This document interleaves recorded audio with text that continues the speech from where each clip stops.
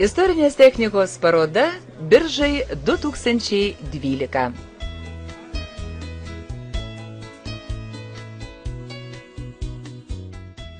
Be jokios abejonės, Biržų miesto šventės kiekvienam senienų mylėtojui siejasi su senovinės technikos klubu Klasika. Ir tai tiesa, nes kasmet Klasika papuošia miestą senoviniais automobiliais, motociklais ir sunkvežimiais iš visos Lietuvos bei Latvijos. Istorinės technikos šventė Biržai 2012 prasidėjo dalyvių registracija Biržų aeroklube. Ir ko tik čia nebuvo. Akį traukia ne tik 20-ojo amžiaus pradžios technika, bet ir dar retkarčiais gatvėse sutinkami Žiguliai bei Moskvičiai. Malonu buvo žiūrėti Daliaus Linkevičiaus 1927 Studebakerį, Romano Rentauskio 1930 metų Fordą, Daliaus Linkevičiaus 1929 metų Oldsmobilį, Klemento Sakalausko 1931 Nash 660. Gerėtis puikiai restauruotų Alfredo Zamockio motociklu Douglas 350, pagamintų 1927 metais. Senienų mylėtojai aukoja savo laisvalaikio dienas, kad mes galėtume gerėtis nauja gyvybė įkvėpta senovinė technika, nuklysti į praeitį. Jų įdėtas darbas atsiperka teikiamų malonumu, kai parodą susirenka gausus smalsuolių žiūrovų būrys. Šventė planuojama pamažu, iš idėjų, pasiūlymų, vizijų, diskusijų, detalių. Renginio nuotaiką kuria ir gyvybę jai suteikia žmonės, o praturtina žvilgsnis į istoriją ir į technikos raidą.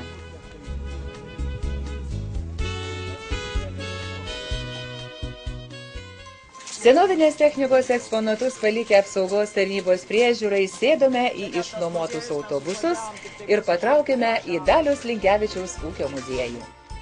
Pakeliui aplankėme ūkininko Virginijaus Cibo sodybą, garsėjančią puikia aplinka ir egzotiniais gyvūnais bei paukščiais. 1000 hektarų žemės turintis ūkininkas per 14 metų buvusioje senelių žemėje įsikūrė taip, kaip kadaise buvo norėjęs. Žydinčios įvairias spalvės, skirtingų rūšių gėlės patraukė kiekvieno dėmesį jau iš tolo. Džiugina akį tyvuliuojantis tvenkinių vanduo, jame žydinčios lelijos, pastatų grožis. Kiek augalų rūšių sodyboje, turbūt nei pats šeimininkas nebegalėtų suskaičiuoti. Gražiai sutvarkyta aplinka skleidžia gerą nuotaiką bei džiugina apsilankiusiųjų akį. Pasivaikščioję po ūkininko Cibo sodybos parką, vėl sėdome į autobusus ir dulkėtais vieškeliais privažiavome Sodeliškio kaimą, kur mūsų dėmesį traukė senovinė žemės ūkio technika ir padargai. Prieš pradedant ekskursiją, ne pro šalį ir pasivaišinti. Klasikos arbata ir bandelės bei Daliaus pasiūlytas naminis alus tik dar labiau pakėlė nuotaiką ir norą pamatyti bei išgirsti kuo daugiau. Į Daliaus Linkevičiaus ūkį Sodeliškiuose plūsta lankytojai. Ne tik biržiečiai, bet ir svečiai iš kitų kraštų. Pasigrožėti puikiai tvarkoma aplinka, apžiūrėti senovinę žemės ūkio techniką ar šiaip pailsėti nuo dienos rūpesčių. Pasak muziejaus savininko Daliaus, svečiams jau galima parodyti apie 80 vienetų senovinės technikos eksponatų. Dalis jų jau paruošta ekspozicijai, kiti dar vis laukia savo eilės restauracijos dirbtuvėse. Pasistiprinus, gidas Virginijos pristatė Daliaus Linkevičiaus ūkį, pasidalino ateities planais. O jų tikrai nemažai. Planuojama pastatyti viešbutį, muziejaus pastatą, pabaigti jau pradėtą statyti vėjo malūną, o aukštaitiškoje sodyboje įkurti etnografinį muziejų. Vėliau Virginijaus vedami apžiūrėjome aukštaitiškos sodybos statinius, įsiamžinome prie istorinių eksponatų, apipylėme klausimais kolūkinės technikos žinovus. Įdomu tai, kad tarp mūsų buvo ir tokių, kurie puikiai prisiminė vikšrinio traktoriaus T74 techninės charakteristikas ir užvedimo subtilybės. Ekskursijos dalyviai galėjo pasigrožėti ne tik senovinę, bet ir šiuolaikinę žemės ūkio techniką. Pasidairius po ūkio technikos įvairovę, patraukėme į restauracijos dirbtuves. Šiose dirbtuvėse naujai gimsta daiktai reikalaujantis be galo didelio kruopštumo. Čia dešimtys neįtikėtinai kruopščiai restauruotų traktorių bei žemės ūkio padargų. Ir visi jie prikelti antram gyvenimui. Viskas iščiupinėta, nušveista, sutaisyta, nublizginta ir visą tai galima pamatyti, paliesti ir netgi pasukioti. Dirbtuvėse matome ne tik restauruojamą žemės ūkio techniką, bet ir jau ekspozicijoje paruoštus įvairaus laikmečio motociklus. Vėliau ekskursijos dalyviams buvo surengtas konkursas, kurio laimėtojas turėjo atspėti, kaip užvedamas 1926 metų gamybos traktoriukas John Deere. Pasidairus toliau, akys raibsta nuo senovinės technikos ir žemės ūkio padargų, kurie pribloškė savo istorinę vertę. Nors yra prūdyję, restauruoti jie atrodo tarytum vakar išridėję iš gamyklos. Atgaivinant senąją techniką, tikrai įdėta daug nuoširdaus darbo. Apžiūrėję senovinę ir šiuolaikinę techniką, kaimo sodybą, pasigėrėję puikiai tvarkoma muziejaus aplinka ir padėkoję ūkio šeimininkui Daliui bei mūsų gidui Virginijui, patraukėme atgal į Biržų aeroklubą. Išblizginę savo transporto priemonės ir pasirėdę pagal turimos technikos laikmečio reikalavimus, 17 valandą pradėjome šventinį paradą miesto gatvėmis. Dažnas, eidamas gatve ir pamatęs pro šalį važiuojantį senovinį automobilį, stabteli ir atsisuka. Vieniems jis sukelia nuostabą, kitiems prisiminimus apie senesnius laikus, tretiems tiesiog pakelia nuotaiką. Ir retas te žino, kiek reikia kantrybės, pastangų, prikelti jau suklerusią ir surūdijusią techniką, kiek tam skiriama laiko ir pinigų. Ne kiekvienas supranta, kad iki išnaktų galima kalbėtis, dalintis įspūdžiais apie praėjusias parodas, paradus ar senovinės technikos šventes. Sakysite, fanatikai, galbūt. Bet atnaujinta technika, o tuo labiau tokių transporto priemonių paradai ir parodos suteikia džiaugsmo visiems.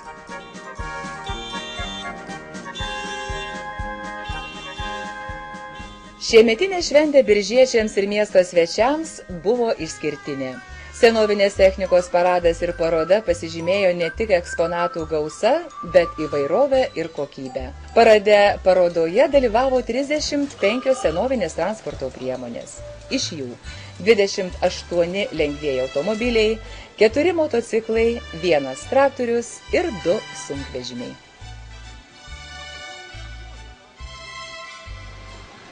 Išskirtinio dėmesio sulaukė šventėje pasirodęs 1927 metų Studebakeris, atvežęs 3 keistas lėles. Pasirodo, tai pačeriaukštietės Gražina, Vaiva ir Augė, pasirėdžiusios 3 stichijų rūbais – mėlyna vandens, auksine saulės bei sidabrine oro. Senovinės technikos paroda prie nepriklausomybės paminklo truko 3 valandas ir per visą šį laiką senovinė technika buvo tiesiog apgulta šventės lankytojų. Žiūrovų akį traukė, o gal ir slogę atmintį žadino sovietinės milicijos ekipažas. Patikėkit, prisimenus dar nesenus okupacinius laikus, ne vienam dingo noras pokštauti ir išdykauti. Vieniems patinka skaityti knygas ar kolekcionuoti pašto ženklus. Kitiems fotografuoti ar filmuoti. O taip pat yra tokia žmonių grupė, kuriems patinka restauruoti, prižiūrėti ir šveisti keturratę techniką, kuri pro gamyklos vartus išriedėjo praėjusiame šimtmetyje. Tam, kad automobilių savininkai dega norų savo gražybės parodyti kitiems, pasirodyti kolegoms, žiūrovams, o kartais tiesiog smagiai praleisti laiką ir rengiamos tokios šventės, kurias organizuoja senovinės technikos klubas Klasika. Daugeliui įdomu, kodėl Biržuose taip populiari senovinė technika, senovinių automobilių parodos ir paradai. O viskas prasidėjo 2008 rugpjūčio 16 dieną, kuomet Biržų miesto šventės metu pirmą kartą Biržų istorijoje buvo suorganizuota senovinių automobilių paroda. Renginys sulaukė didžiulio pasisekimo bei susidomėjimo ir tapo senovinės technikos klubo Klasika įkūrimo priežastimi. Taigi jau nuo 2008 metų Klasika kasmet rengia senovinės technikos parodas, buria draugėn senienų mylėtojus, rūpinasi kultūrinio paveldo išsaugojimu ir vykdo švietėjišką veiklą. Smagu, kad į Klasikos renginius surieda senoviniai automobiliai bei motociklai iš įvairių Lietuvos miestų ir miestelių. Parodoje dalyvavo ir viena netransporto priemonė. 1921 metais pagaminta garo mašina Ford Huron, kurios populiarumui nebuvo ribų. Vėliau susigriebta, kad parodai skirtas laikas artėja prie pabaigos.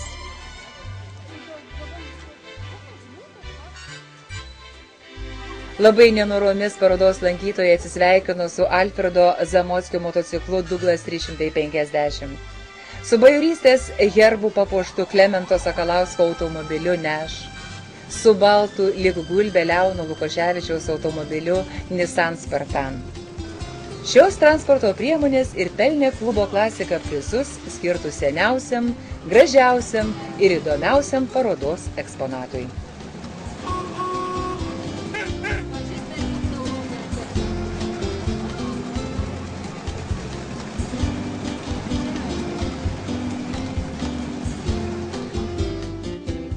Pasibaigus parodai, senovinės technikos kolona su triukšmu ir plojimais pasuko link aeroklubo, kur dalyvių laukė vaišės, apdovanojimai ir koncertas.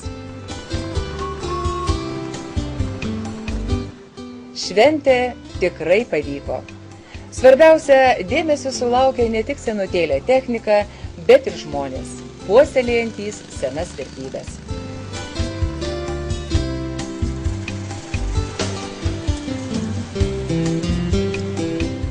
Tvarkingai lydima ne tik policijos, bet ir milicijos motociklo sireno gausmo, senovinės technikos kolona be stabtelėjimų ir gedimų dar kartą pralėkė miesto gatvėmis ir vaizdingų parko keleliu.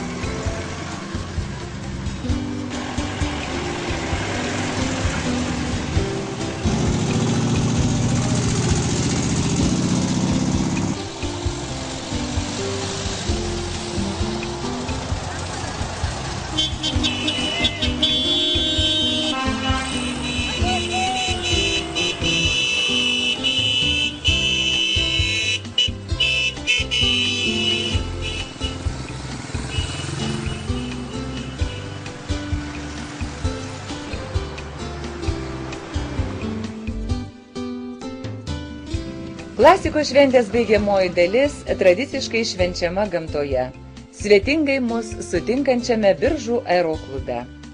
Čia dalyviai ne tik vakaroja ir ilsisi, bet turi galimybę paskraidyti lėktuvais, o aštrių pojūčių mėgėjai netgi gali atlikti šuolius parašiutu. Gerokai pavėlavusi į vakaronę tempiama smagaus traktoriuko Ford Son atriedėjo ir šios šventės simbolis. 1921 metais Amerikoje pagaminta garo mašina Ford Huron. Pasak savininko Daliaus Linkevičiaus, ši garo mašina didelė kolekcinė vertybė ir Lietuvą iš už Atlanto pasiekė tik prieš mėnesį.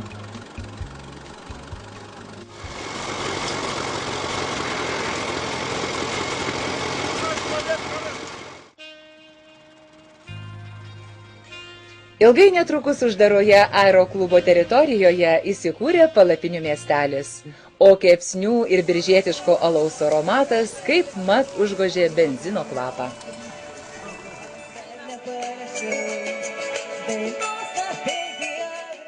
Nebuvo nuskriausti ir mažieji, kurie kartu su tėveliais atvyko į šventę.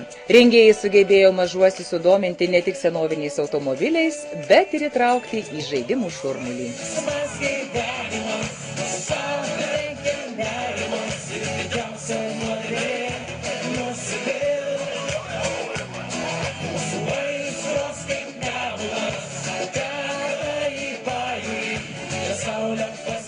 Po sočios vakarienės atėjo metas apdovanojimams ir diplomams. Klasika dar kartą sveikina jūs ir nori apdovanoti diplomais pagerbti jūs.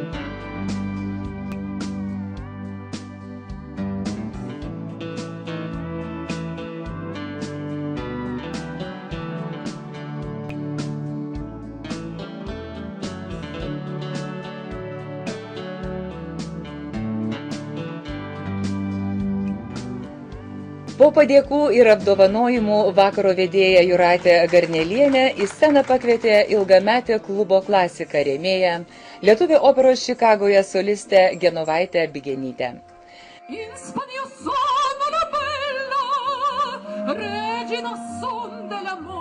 Tiems, kurie pirmą kartą dalyvavo klasikos renginyje, arijos iš populiarių operų ir operečių buvo maloni staigmena.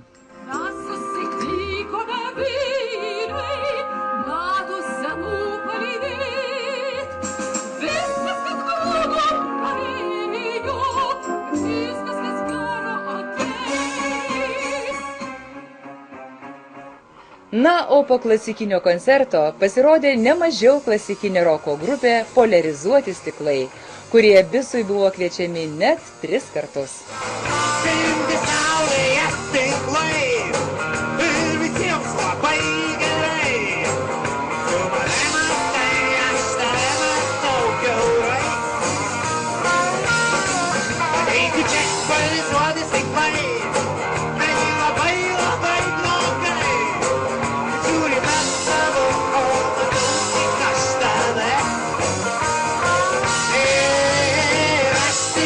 stiklus pakeisiu, visus stiklus pakeisiu.